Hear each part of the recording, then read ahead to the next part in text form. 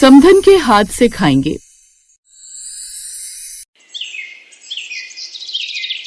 और लो, बिना सोचे समझे आपकी बेटी को इस घर की बहू बनाकर लाए। उसका मन तो नौकरी करने चला जाता था। बहू को खाना बनाना किसी ने सिखाया ही नहीं। मेरी पसंद की बहू आती तो समय पर खाना मिलता।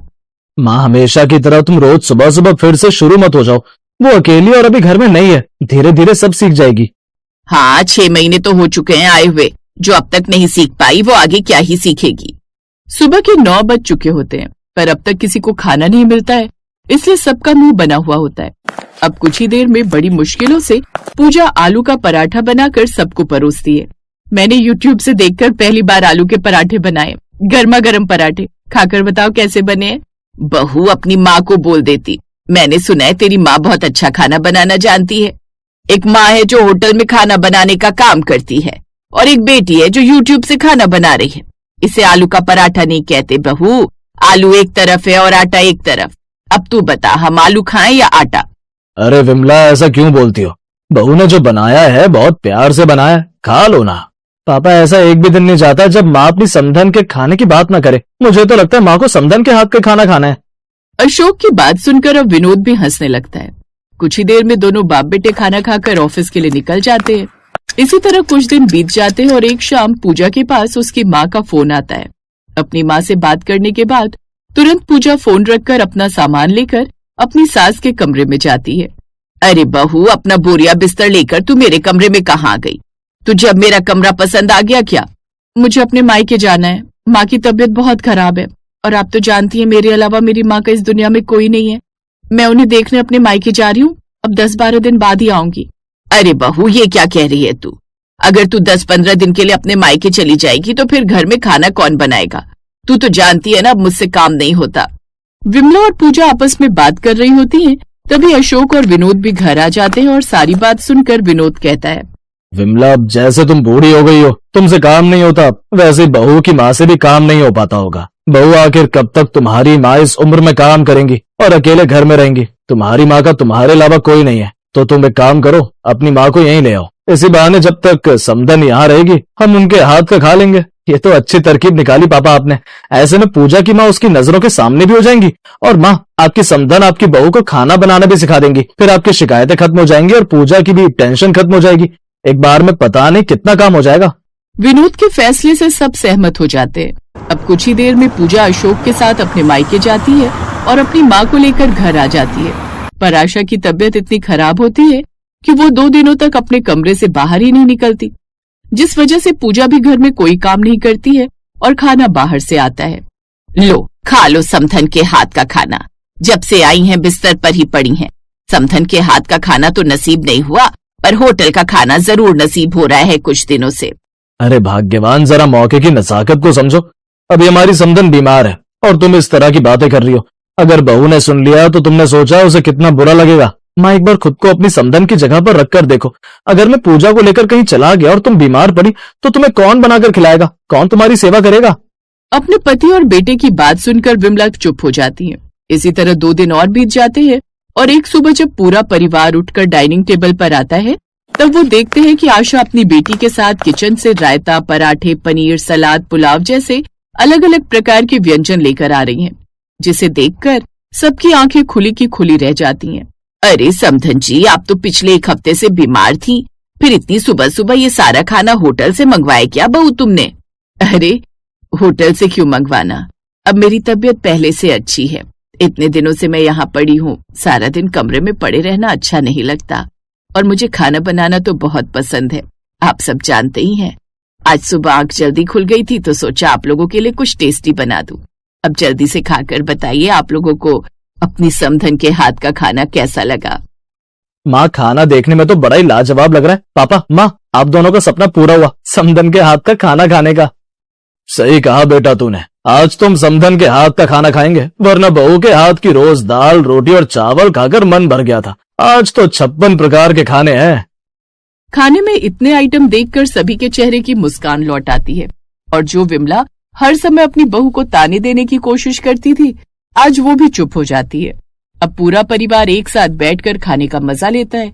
इसी तरह 2 दिन और बीत जाते हैं और जब तक आशा उन लोगों के साथ रहती है वो कभी सैंडविच, तो कभी पिज्जा, तो कभी मलाई कोफ्ता जैसी तरह तरह की डिश बनाती हैं। ऐसे ही एक रात, अरे आ गए आप लोग। मैंने आज 7 बजे ही खाना बना दिया था, समधन जी से पूछ लीजिए। और आज मैंने आप सबकी पसंद का खाना बनाया है। दामाद जी को राजमा चावल छोले भटूरे पसंद है, इसीलिए मैंने उनके लिए बनाया है। भाई साहब को चाप और कढ़ाई पनीर पसंद है, इसलिए मैंने उनके लिए पराठे और पूरी के साथ उनकी फेवरेट डिश बनाई है। और मुझे तो अपनी बेटी का पता ही है। समधन जी चलिए खाना लगाते हैं। समधन जी माफी चाहती हूँ, जब आप यहाँ आई थी तो मुझे पसंद नहीं आया था, पर जब से आप ठीक हुई हैं आपके हाथों का खाना खाकर तो मजा ही आ जाता है। माँ जी अब आप लोग अपनी समधन के हाथ का खाना और नहीं खा पाएंगी, क्योंकि माँ कल सुबह वापस जाने की बात कर रही है। अरे समधन जी, आप जाना क्यों चाहती हैं? आपकी बेटी घर में है, आपके लिए इस घर में भी जगह है। नहीं भाई साहब, बेटी के घर अब और दिन नहीं रुक सकती। आप लोगों ने मेरी बेटी को समझा, मुझे अपने घर में रखा, मेरे लिए यही काफी है। और अब तो मैं बिल्कुल ठीक हो गई हूँ। अगर मुझे फिर कभी लगा कि मुझे आप लोगों की और अपनी बेटी की जरूरत है तो मैं जरूर आऊंगी। बहन, इतने अच्छे माहौल में अपने जाने की बात करके तो आपने मेरा दिल ही तोड़ दिया। आपके जाने के बाद आपके साथ साथ हमें आपके खाने की भी बहुत याद आएगी। आशा के जाने की बात सुनकर सभी को काफी बुरा लगता है। अब सब लोग खाना खाकर अपने अपने कमरे में सोने के लिए चले जाते हैं।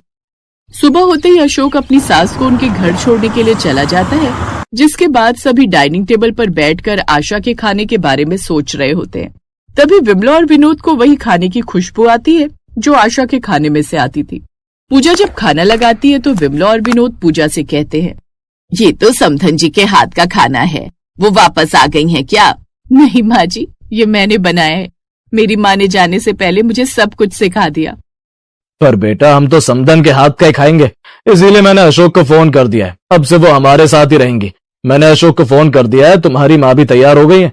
अशोक समधन जी को अपने साथ ही वापस ला रहा है।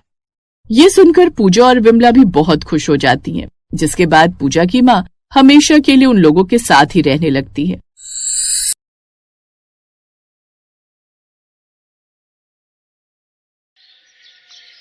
ममता जैसे ही ब्याह कर अपने ससुराल पहुंची तो देखा उसके ससुराल में चारों तरफ दीवारें थी, बहुत सारे कमरे थे, हर कमरे में बेड था, अलमारी थी, बहुत अच्छा किचन भी बना था, लेकिन पूरे घर में कहीं पर भी छत नहीं थी। ये देखकर ममता दंग रह गई। इस घर में सब कुछ है लेकिन छत क्यों नहीं है? देख बहू, ये हमारे घर की परंपरा है। ये बात ममता को थोड़ी बेवकूफी भरी लगी, लेकिन परंपरा के नाम पर उसने कुछ नहीं बोला। ससुराल में पति विक्रम के अलावा उसके सास ससुर जेठ और ननद थे। जेठानी अब इस दुनिया में नहीं थी। खैर, पहली रसोई की रस्म में जब वो किचन में खाना बना रही थी तब, हे भगवान, यहाँ तो सीधा धूप आ रही है, ऐसे तो मैं यहाँ मर जाऊंगी। वो गर्मी बर्दाश्त नहीं कर पाई और तुरंत बेहोश होकर गिर गई। तभी वहाँ पर उसका पूरा परिवार आ गया।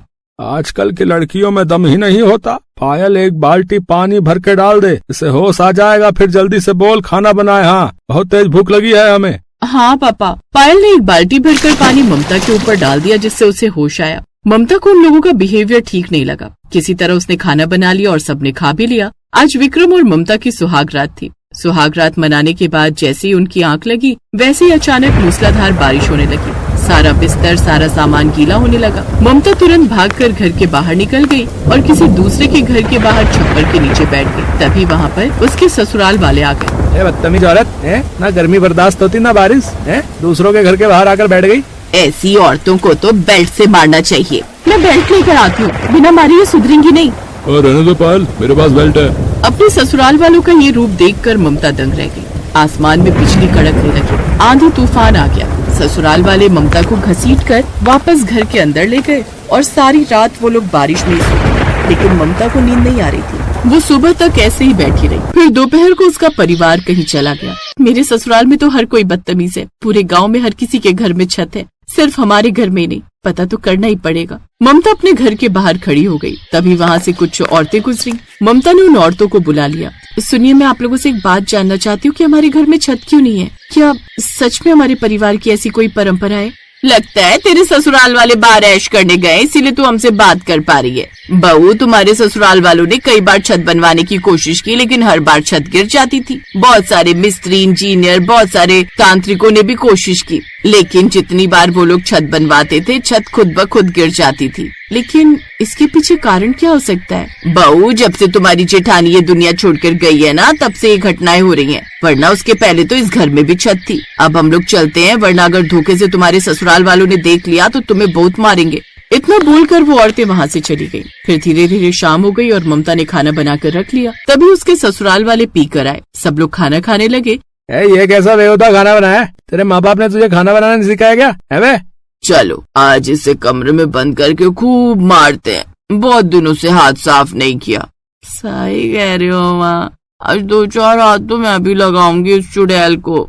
नहीं, ऐसा मत कीजिए, दोबारा ऐसी गलती नहीं होगी। चुप कर बेगैरत औरत, हम माफ नहीं करने वाले हैं, हमारे हाथों में खुजली हो रही। सारा परिवार मिलकर ममता को मारने लगा। ममता जोर जोर से चिल्लाने लगी। तभी अचानक आसमान में बिजली कड़की और बहुत तेज घनघोर बारिश होने लगी। तो इस तरह ममता पर वो लोग हर दिन जुल्म करने लगे। दोपहर में खाना बनाते वक्त गर्मी की वजह से वो बेहोश भी हो जाती थी और जब भी पानी बरसता था तो रात भर वो पानी में भीगती रहती थी। उसकी हालत बहुत खराब हो चुकी थी। फिर एक रोज जब उसके ससुराल वाले कहीं गए हुए थे, तब मेरे ससुराल वालों का जरूर कोई न कोई रहस्य है, मुझे उस रहस्य से पर्दा उठाना ही होगा। ममता उस घर के हर कमरे की तलाशी लेने लगी। तभी उसे एक पुरानी डायरी मिली।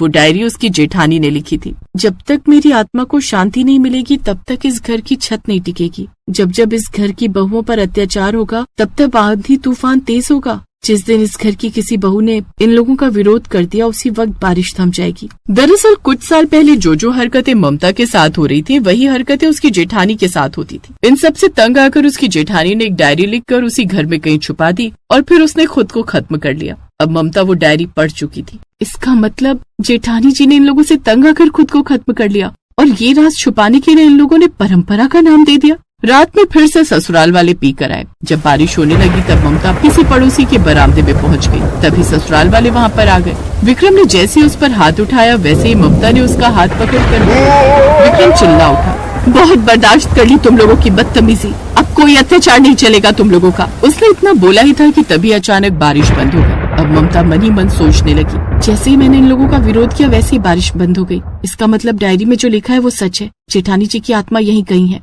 अगले दिन ममता ने ससुराल वालों को घर के अंदर सबको रस्सी से बांध दिया। फिर वो बाहर गई। फिर ढेर सारे मिस्त्री और छत बनाने का सामान लेकर आ गई। तभी मिस्त्री बोला, बहन जी, फालतू पैसा खर्च मत करो। इस घर में हमने कई बार छत बनाने की कोशिश की लेकिन वो टिकी नहीं। या तो आज छत टिकेगी या इन लोगों पर ही गिर जाएगी। उसके ससुराल वाले डर गए। बहू ऐसा मत कर, अगर तूने छत बनाई तो पूरी छत हम लोगों के ऊपर ही गिर जाएगी। चुप कर बुढ़िया। जेठानी जी आप जहाँ भी हो आज मैं आपको मुक्ति दिला कर रहूंगी। ये सारे लोग छत के नीचे दबकर मर जाएंगे आज। धीरे धीरे मिस्त्रियों ने छत बनानी शुरू कर दी। इधर उसके ससुराल वाले, बहू हमें माफ कर दे, आज के बाद हम तुझ पर कोई अत्याचार नहीं करेंगे। सिर्फ मुझ पर? आज के बाद किसी बहू पर किसी औरत पर अत्याचार नहीं करेंगे। हम सब पीना भी छोड़ देंगे। थोड़ी देर में छत बनकर तैयार हो गई पर इस बार गिरी नहीं। आंधी तूफान बारिश सब होने लगा फिर भी छत नहीं गिरी। तभी वहाँ जेठानी की आत्मा प्रकट हुई। ममता आज इन लोगों ने माफी मांगी, तुमने इन्हें सुधार दिया इसलिए अब मेरी आत्मा को शांति मिल गई है। लेकिन अगर आज के बाद किसी औरत पर अत्याचार किया तो ये छत तभी गिरेगी जब तुम सब नीचे सो रहे होगे। हमें माफ कर दो राधा, आज के बाद ऐसा कुछ नहीं होगा। उसकी आत्मा गायब हो गई। उस दिन के बाद सब खुशी खुशी रहने। Thanks for watching.